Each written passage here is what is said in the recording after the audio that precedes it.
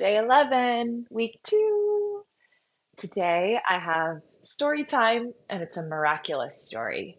And it's a wonderful reminder as to why it is so key that we prioritize our well being, as Abraham Hicks would say, to be selfish, to prioritize how you feel, your energy level, and how that ultimately will end up benefiting everyone. So, yesterday, I had a client come in to see me who is a longer term client. I've seen her many times before. We have a beautiful relationship and a friendship, and she came in for a priestess session. So, during a priestess session, I will prepare cacao for us, ceremonial grade cacao chocolate. It's a heart opener, a heart expander.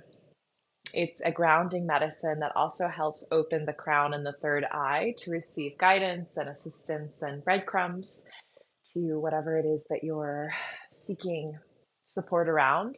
And also, because of its theobromine levels, it stimulates the blood. So you are getting more blood to the brain, more blood to all parts of your body, to your muscles. It can also help with athletes recovering from strenuous workouts, or I could go on and on. So, cacao is a wonderful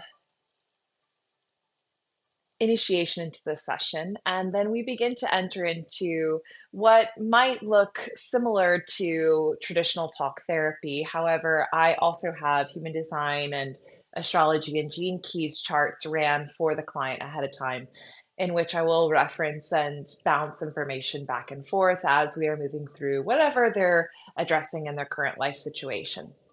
So it's a priestess session. It's not traditional talk therapy in any uh, sort of stance. And then we move into Reiki, which is also where I will do channeling. And I work with the Holy Fire tradition. And it's a really powerful session. We blend all of the three together.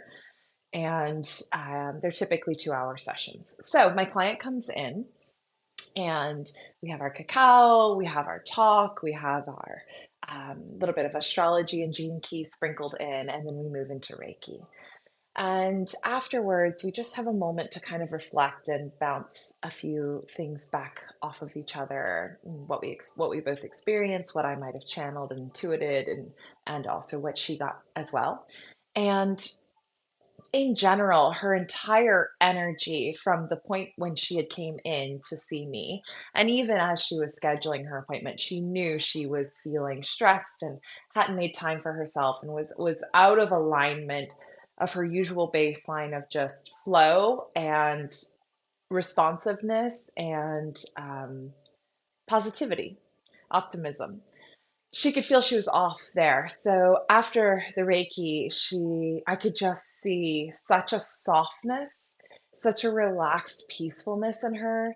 And we spoke about how intertwined her and her family are. We've done synastry sessions for her before, taking her partner's chart and taking her chart and her other family members and sort of intertwining and overlaying them. And this is synastry, and seeing where they um, potentially trigger each other, where they bring gifts to each other, etc. And there is, between her and her husband in particular, an enmeshment, which feels like a really beautiful I see you see me. When we come together, we can feel and resonate with each other, and it's a really powerful synastry. And also, when one individual brings something outside of the relationship to the other, let's say an issue with a sale not going through, and then brings it into the partnership and is struggling with that, or a health issue, brings it into the partnership and shares the struggle. It then comes into the ecosystem of the partnership and circulates around.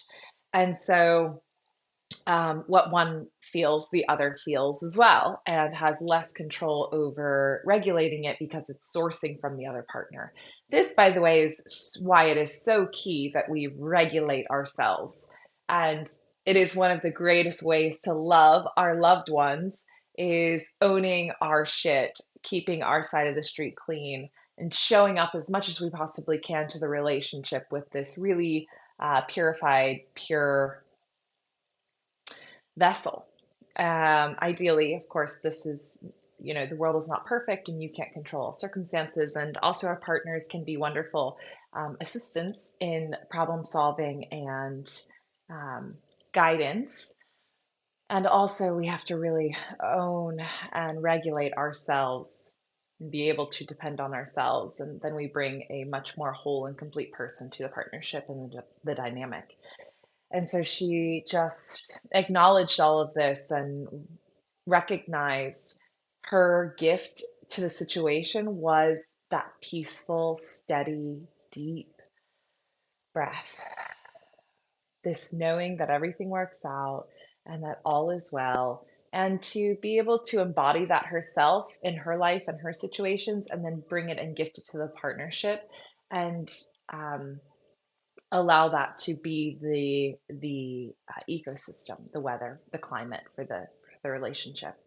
And so she messaged me later on. She felt great. She looked great. And she left for the day. And she had messaged me, and I didn't get to listen to it till later on, but it was a voice note.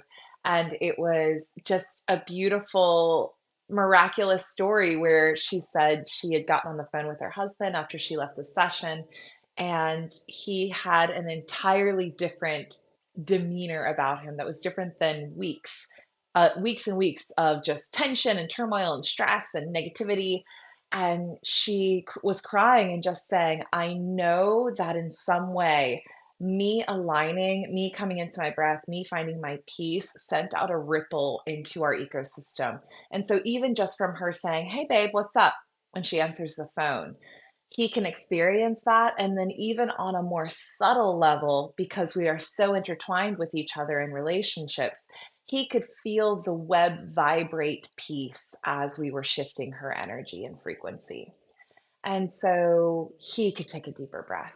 And this is what I believe. I've had way too many coincidences, synchronicities to not believe in the web of connectedness between us and another, especially our beloveds that we know and spend so much time with. We create more and more um, threads of connection with them. And so as the thread vibrates like a spider, it senses immediately that something's in the web and knows how to move based on that. So that was such a beautiful story that reminded me, first off, of why I do what I do.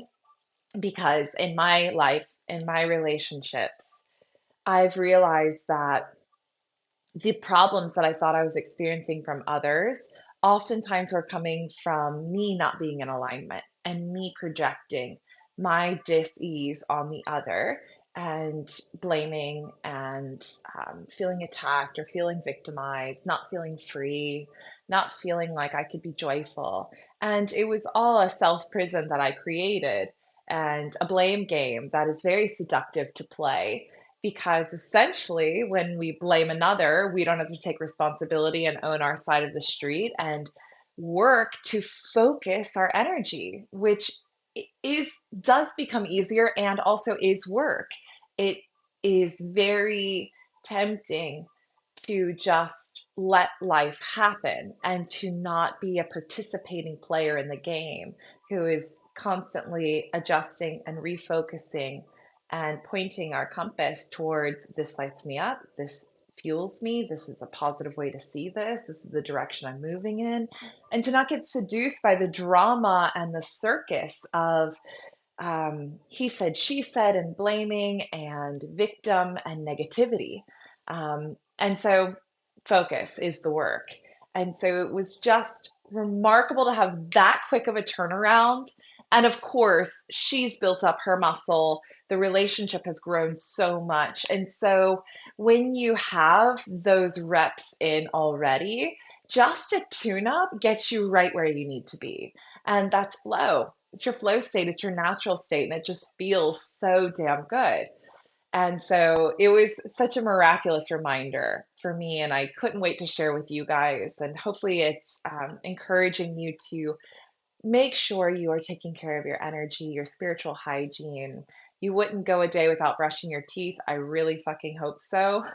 And so, therefore, how are you keeping your soul in alignment? How are you focusing your critical mind? How are you keeping up that hygiene so that when the world comes in and when your partner's problems come in and your family drama comes in, you are this solid, still, present, tuned up force that can just remain unshakable like the great mountain. Let it come in, let it flow out. And of course, things may affect you and you recognize it and you know how to regulate it. So I love you all. Happy day 11. Happy Saturday. We had the most beautiful rain come through. We really needed it here. My plants are so happy. Even the animals have a little break in the rain and they're all scurrying around here behind my camera. And we had the most beautiful lightning and thunder, and it was just felt like change and like it was charging the earth with this magnetism. And I woke up today feeling like a totally new person, and I love it. I'm enjoying it. This is why we can be really grateful for rainy thunderstorm days because it's just purifying energy, just coming clean. I love you. I will see you tomorrow. Enjoy and make time to clean up your spiritual well being, your mind. Make time for spiritual hygiene. I love you.